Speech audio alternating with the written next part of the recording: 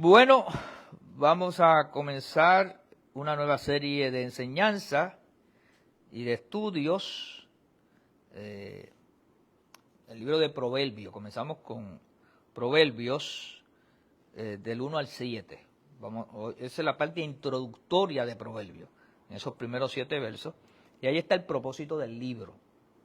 Específicamente en ese verso 7 está el propósito, ¿verdad?, del libro de Proverbios. Entonces vamos a ir leyéndolo. Primero 7, vamos a hacer una introducción de lo que es Proverbios y después retomamos los 7 versos, ¿verdad?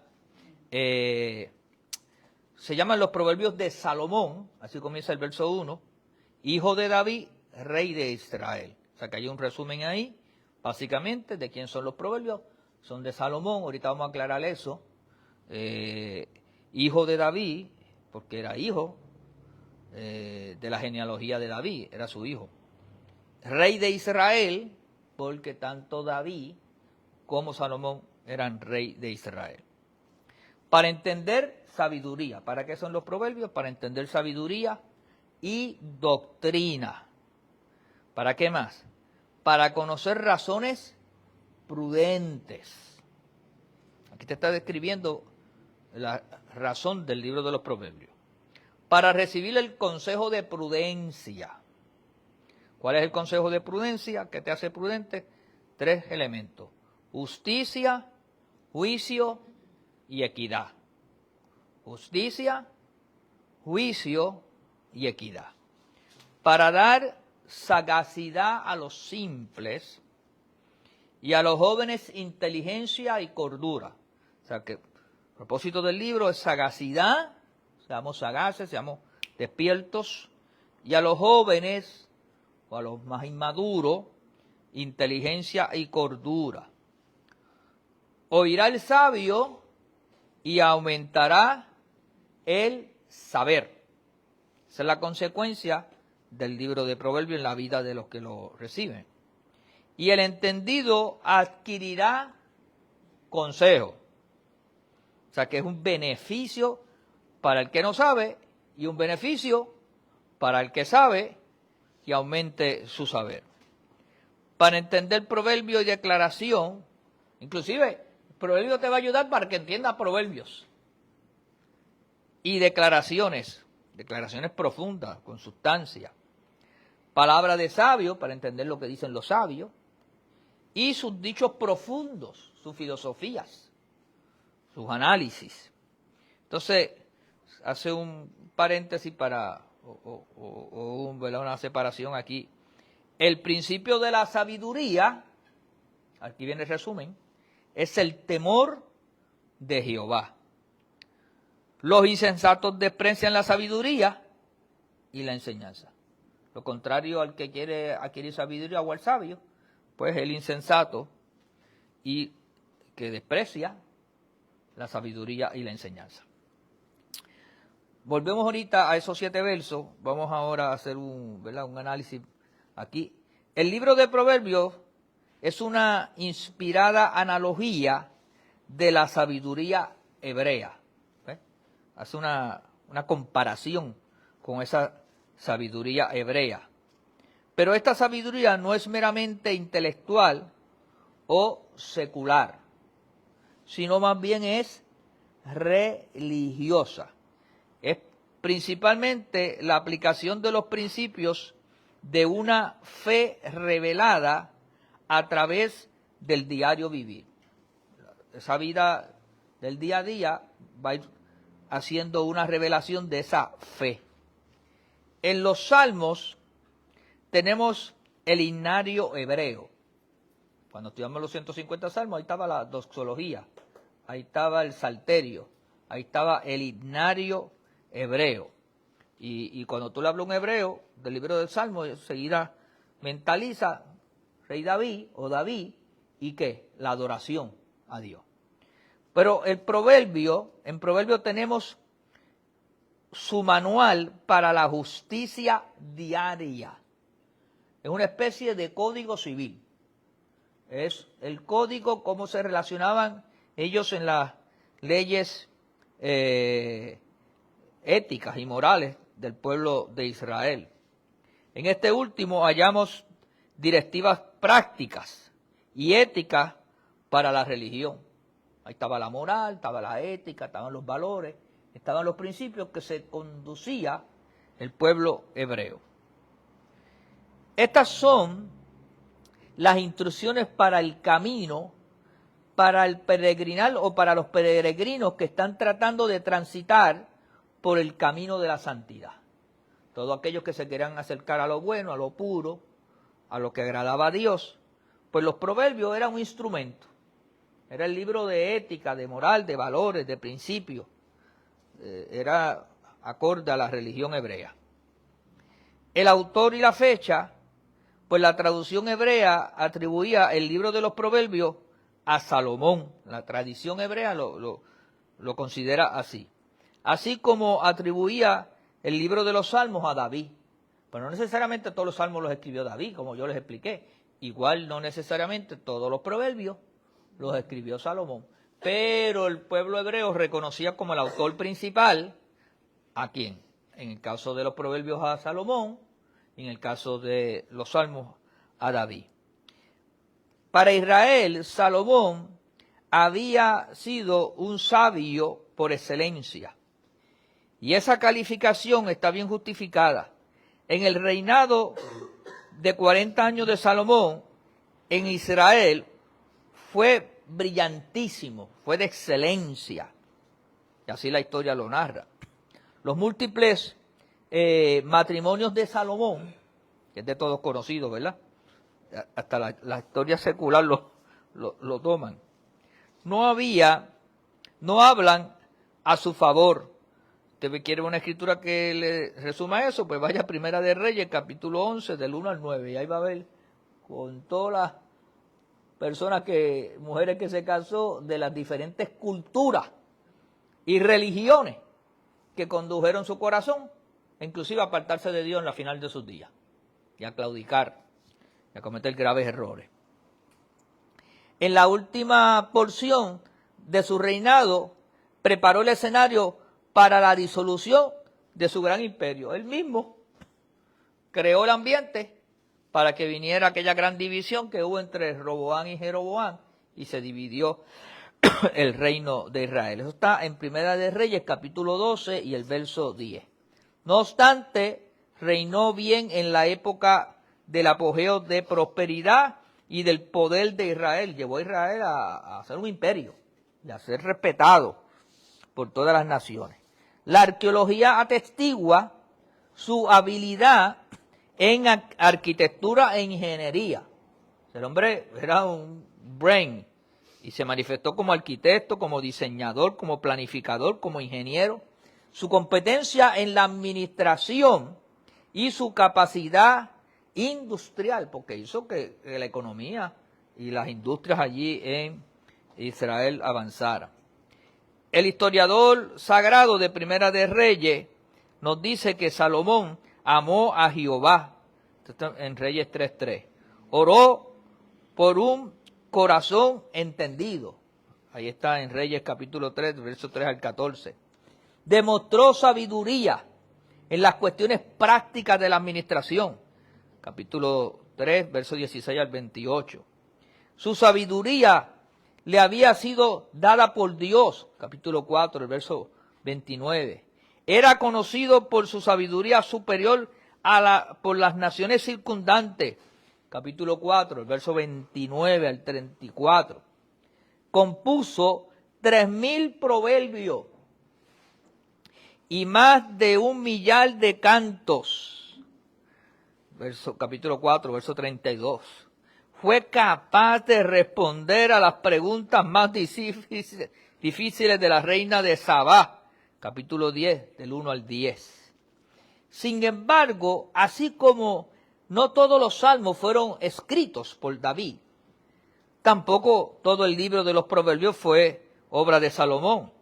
Una porción del libro es designada como las palabras de los sabios, se le conocía como la palabra de los sabios, o sea que otros sabios contribuyeron también. Los dos últimos capítulos del libro contienen las obras de Agur, hijo de Jaque, capítulo 30, verso 1 al 33, y de Lemuel, rey de Masa, capítulo 31, del 1 al 9. El hermoso poema acróstico sobre la esposa y la madre perfecta, que está en el capítulo 31, que es el último capítulo del libro de Proverbios, fue compuesto por un escritor desconocido. Los eruditos conservadores aceptan la autoría salomónica de las porciones mayores del libro de los Proverbios que la inclusión como un todo en el canon del Antiguo Testamento. O sea que básicamente se le reconoce como el mayor escritor. Vemos que este hombre era arquitecto, ingeniero, 1000 canciones compuso, 3000 proverbios. La gente venía a escuchar su sabiduría. Israel prosperó como nunca antes. De hecho, se le reconoce que el tiempo de él fueron 40 años de paz y prosperidad. No hubo guerra, no hubo violencia. Tremendo administrador. Lo único que era mujeriego. Y eso lo llevó a no tan solamente a violar o a crear situaciones, sino que esas situaciones violaron lo que él mismo había propuesto, que era que tú no te ibas a unir a dioses paganos o a dioses ajenos. Muchas de estas mujeres tenían su cultura, sus costumbres, y él las apoyó y le levantó altares a otros dioses paganos, y eso lo fue llevando en unas confusiones. Por eso cuando usted estudia el libro de Eclesiastés tiene que saber estudiarlo, porque Eclesiastés yo le llamo el libro del consejo para los líderes, pero usted ve algunos capítulos y algunas contradicciones y algunas cosas que él dice que tú sabes que ya su corazón se estaba apartando tras dioses ajenos. Algo que Dios no respalda, ¿verdad? La idolatría. Sin embargo, déjeme decir algunas cosas más que ocurrieron en la vida de Salomón, porque a verdad que Dios nos ama con un corazón que no hay forma de explicar ese amor de Dios. En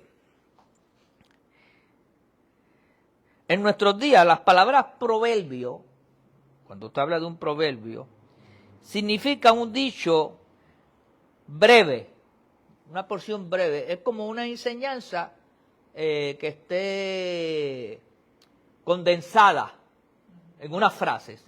Y esas frases dicen tanto que tú puedes estar todo el día meditando y pensando sobre ese significado profundo de esa frase. Por lo tanto, es breve, ingenioso, que expresa una observación válida y simple acerca de la experiencia humana. Toma una situación humana y la resume en una frase, en una oración, y te pone entonces a pensar sobre el tema, ¿verdad? Para el hebreo antiguo, sin embargo, la palabra proverbio, que es la palabra mashab en el hebreo, tenía un significado mucho más amplio. Es una especie de... se le empleaba no solo para expresar una máxima o un pensamiento, sino para interpretar las enseñanzas éticas de la fe de Israel. Había un vínculo con el pensamiento ético, moral y lo que es la fe religiosa de Israel. Se deriva de un verso que significa ser semejante o comparar. Coge algo que lo busca una símil, pero a la misma vez busca algo para ampliarlo con una comparación. De ahí que en el libro de Proverbios hallemos una variedad de símiles o contrastes y paralelismos. Hay cosas que son símiles, hay contrastes y hay paralelismos. El paralelismo de dos líneas es la forma predominante que hallamos en el libro del Proverbio. El libro de los Proverbios está compuesto en forma poética, apareciendo por lo general los dichos en pares. Y entonces va tomando esos dichos y los va poniendo en forma a veces de contraste, a veces en pares.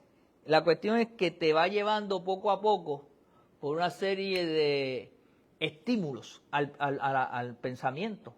Por eso cuando tú lees el libro de Proverbios tienes que estar buscando bien, porque de momento te dice una cosa y después la segunda oración te cambia. Y es para eso mismo, para romper con el pensamiento, ¿verdad?, lineal, y que tú hagas un análisis profundo. Pero es uno de los consejos maravillosos y de los proverbios. Usted lo compara, que muchas veces los que leemos nos damos cuenta que dice, en ciertos libros dice, y el proverbio chino que decía estas cosas, y el proverbio que decían los romanos, porque cada cultura ha tenido sus proverbios. Nosotros, el jíbaro puertorriqueño, y en Puerto Rico, los proverbios nuestros son los refranes. Y en muchos de esos refranes hay una enseñanza. Cuando tú lo buscas, muchos de los refranes tienen que ver con proverbios bíblicos o con principios bíblicos, ¿verdad? Y usted sabrá todos los proverbios que nuestros papás, y a veces los que somos de esa época, los papás nos enseñaban con frases o con refranes, ¿verdad? Y usted se llevaba ese por ahí, y muchos de nosotros hemos repetido esos refranes por años y no sabemos ni lo que significa el refrán en sí. Sabemos lo que querían decir, pero, por ejemplo, uno que nosotros decimos, que lo decimos mal, el que no tiene hecha, no tiene sospecha, pero el refrán no es así. El que no tiene mecha, no tiene sospecha, porque era que si no te cogían con la mecha en la mano, el incendio no te lo podían achacar a ti. Tú no eras sospechoso, porque no te cogían con la mecha en la mano. Pero nosotros, por alguna razón, lo hemos ido cambiando, el que no tiene hecha, y no pierde mucho, porque si no la hiciste, no tienes por qué estar autoincriminándote o sentirte culpable. Pero si era el que no tenía mecha, no tiene sospecha, ¿verdad? Y otro que nosotros decimos por ahí que lo cogieron con la mano en la masa. Y lo que quiero decir que lo cogieron haciendo la cosa incorrecta, ¿verdad? Entonces, muchos de estos pensamientos que son para nosotros son refranes, no son otra cosa que ¿qué? Proverbios. ¿Cuál es el mensaje relevante del libro de los Proverbios? El mensaje del libro de los Proverbios es siempre relevante. Sus enseñanzas abarcan todo el horizonte de los intereses prácticos de cada día, tocando todas las facetas de la existencia humana. O sea que esto va corriendo todo lo que un humano tiene en experiencia de vida. De todo eso va a hablar el libro de los Proverbios. Enseña que el hombre ha de ser honesto, industrioso, seguro de sí mismo, buen vecino, ciudadano ideal y esposo y padre modelo. Y sobre todo, el hombre sabio ha de andar rectamente delante del Señor. Y hablando aquí de buen vecino, ¿verdad? Qué triste lo que está pasando en muchas áreas de nuestro país. Y que no es ahora decir las ciudades o las grandes ciudades, estamos hablando de los pueblitos, los campos, en cualquier lugar. Cuando se nos enseñaron a nosotros a tener buena convivencia, a respetar al vecino, a tener buenas relaciones. Hoy en día hemos visto varias noticias en estos días. Nosotros fue un hermano que fue vecino de su hermano, porque tenía la música alta, le quitó la vida. Hoy son dos vecinos en polémica y termina con una tragedia. Y estamos viendo muchas controversias de situaciones entre vecinos y cómo las cosas terminan, ¿verdad? A veces son familiares que por un terreno, pedazo de tierra, terminan de una manera terrible. La sabiduría de los proverbios pone a Dios en el centro de la vida del hombre. La sabiduría expresada por el Salomón del Antiguo Testamento habría de hallar su plena revelación en Jesucristo. Oiga esto bien. La manifestación de la sabiduría del Salomón del Antiguo Testamento halla la máxima expresión ahí en Jesucristo. O sea, Cristo vino a manifestar no solamente la sabiduría de Salomón, sino por encima de esa sabiduría. La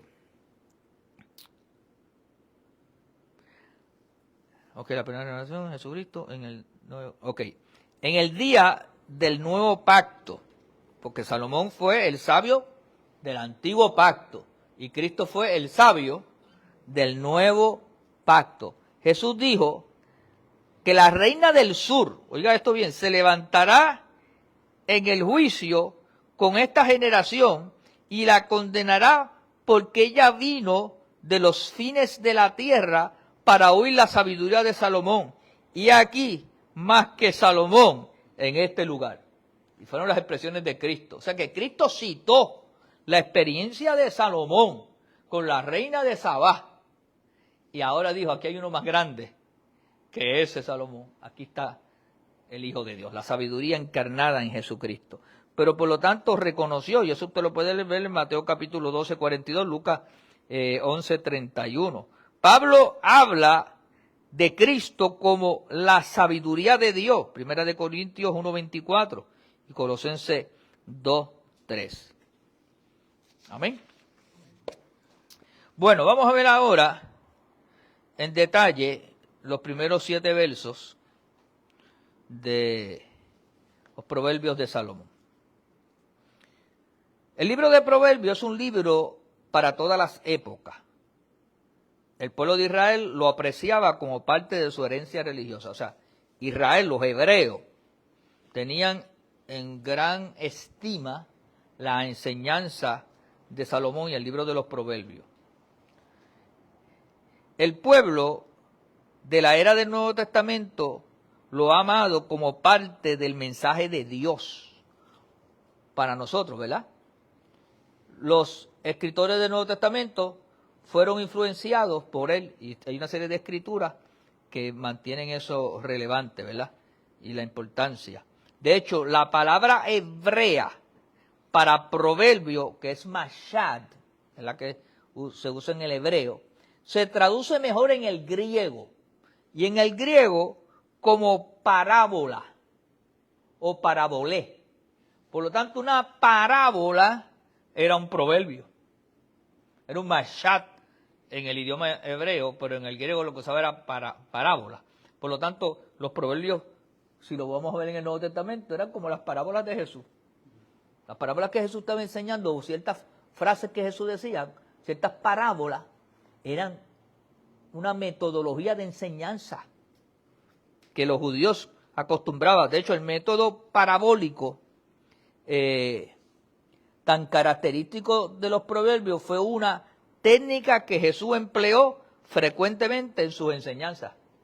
O sea, que era un método didáctico, era un método que usaban los maestros, los que enseñaban, los que estaban en esa expresión.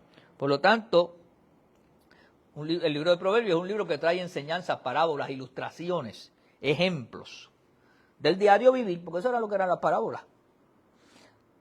Los versos del 1 al 6, cuando los hebreos pensaban en la ley, sus mentes se volvían inevitablemente hacia Moisés.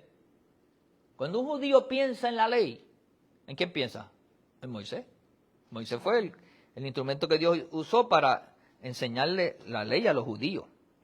Cuando se expresaban por medio de cánticos, ellos entonces pensaban en David. David fue el que los enseñó a cantar, el que los enseñó los poemas, el que los enseñó la lírica, el que los enseñó los instrumentos y adorar. David fue el que se encargó de eso. Y cuando recordaban sus dichos proverbiales, pensaban en Salomón. Esos proverbios que tú y yo vamos a estudiar ahora, esos son dichos de los hebreos. Tú vas allí y los que son hebreos, que todavía son los ortodoxos, el judío ortodoxo, que le enseñan a los hijos su palabra, la palabra y todo eso, esos muchachos saben los proverbios. No se saben las enseñanzas de Jesús. Eso no lo enseñamos nosotros. Por eso cuando nosotros vamos allá, yo les gusta oír lo que nosotros hablamos de Jesús. Porque ellos saben un poquito, pero no como nosotros. Y la vivencia que tenemos. Entonces ellos se ponen a explíquenos, háblenos de su profeta Jesús. El profeta Jesús, porque a veces le llaman el profeta Jesús. Por lo tanto, el pueblo de Israel en sus raíces hebreas se identificaba mirando desde ese punto de vista. El versículo 1 probablemente nos da el título editorial del libro entero, así como el subtítulo de su primera sección. Está atribuido a Salomón, que significa que todo lo que el libro contiene sea original de Salomón. Lo reconoce como el autor de las secciones principales del mismo y también lo reconoce como el sabio sin par de Israel.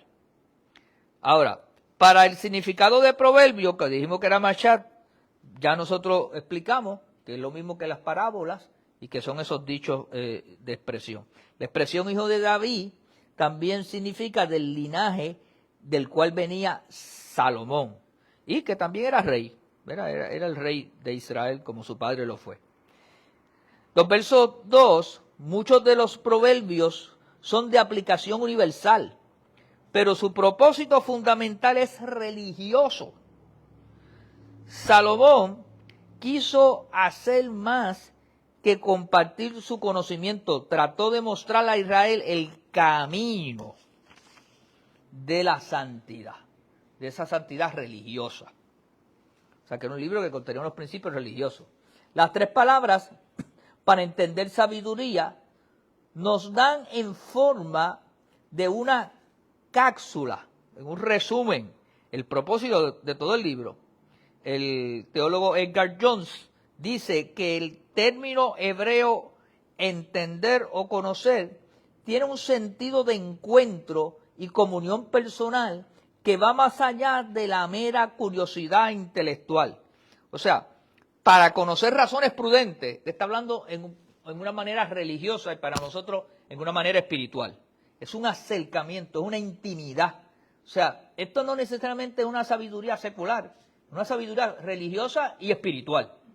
Por eso que es un principio espiritual y eso es bueno marcar eso, ¿verdad? Por lo tanto, el propósito del libro es captar la adhesión de los jóvenes a la ley moral de Dios. Más allá de la curiosidad está la entrega. Entonces le está hablando a cómo los jóvenes se pueden introducir y madurar espiritualmente.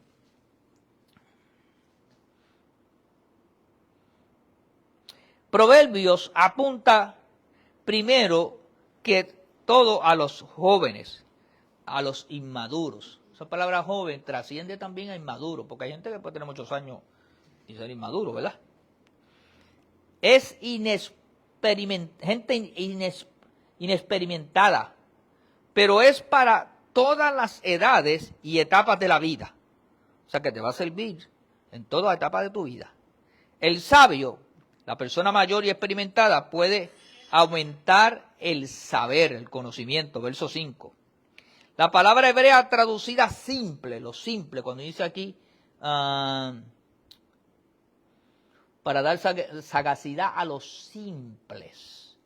Esa palabra simples ahí designa lo opuesto de un hombre moral.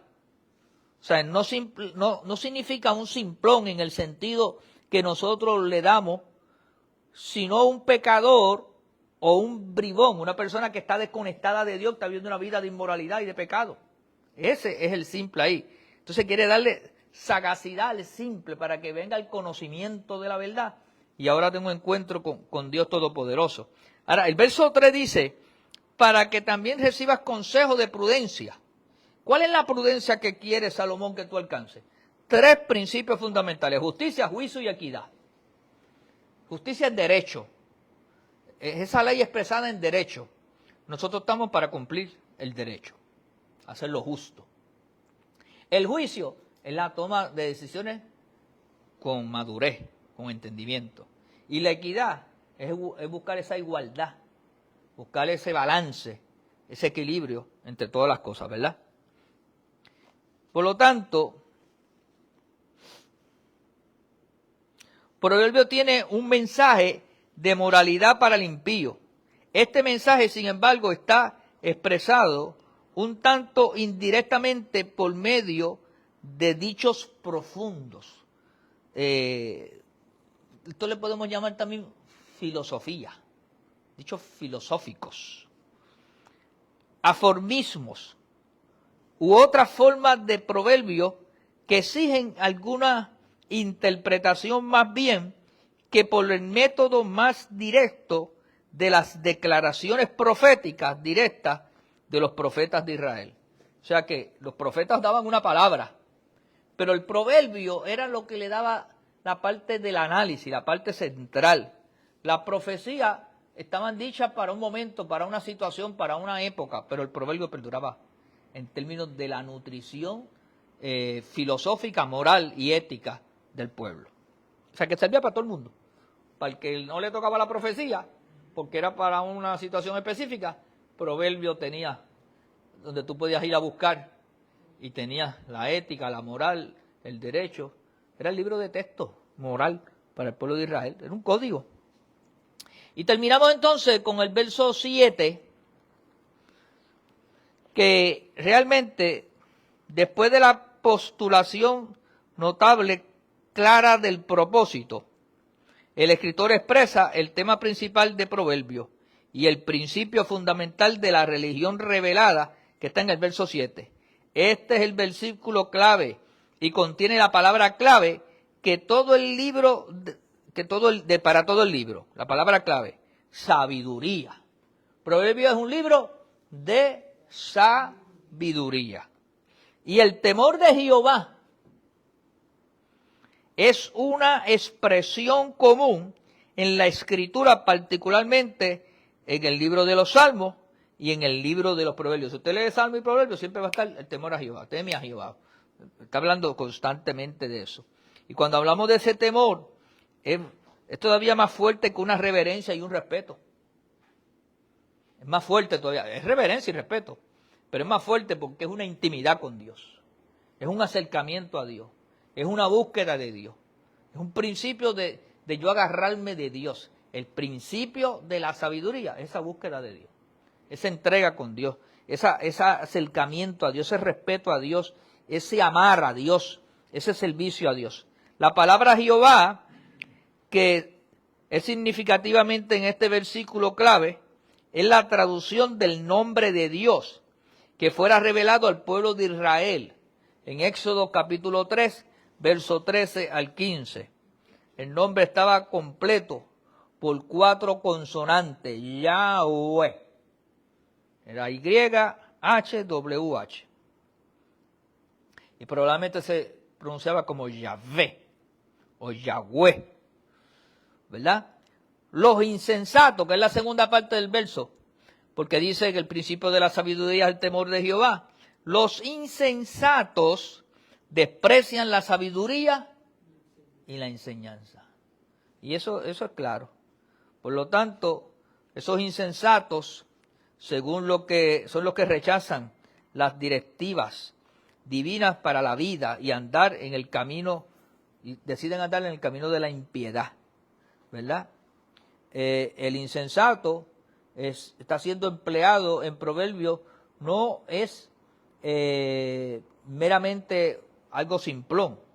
Es que la realidad es que personas viven de esa manera. Los necios se mofan de pecado y se jactan del pecado y hacen cosas que tú dices, caramba, ¿en qué cabeza cabe eso? Porque están embrutecidos por el pecado, porque si algo embrutece al hombre, es el pecado.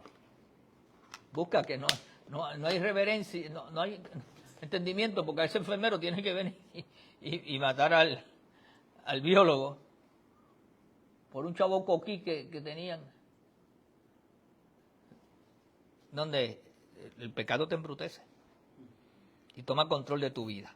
Nada, espero que estos primeros 7 versos nos den la base de lo emocionante que va a ser toda esta enseñanza. Yo espero que al final de que estudiemos este libro de Proverbios, una cosa yo le pido al Señor. ¿Sabe cuál es? Que usted sea más sabio. Y yo también. Si logramos eso, un grano más, un gramito más de sabiduría, nos va a ayudar a agradar al Señor. Amén. Dios los bendiga, gracias. Bendecimos y todos los que están aquí, los que nos siguen, tenemos el tiempo de ofrendar al Señor. dándole gracias a Dios, y lo hacemos a través de la ATH móvil como CFC Fe y Gracia, CFC Fe y Gracia. Nos vemos el domingo nuevamente en otra enseñanza. Sean más que bendecidos. Bendiciones.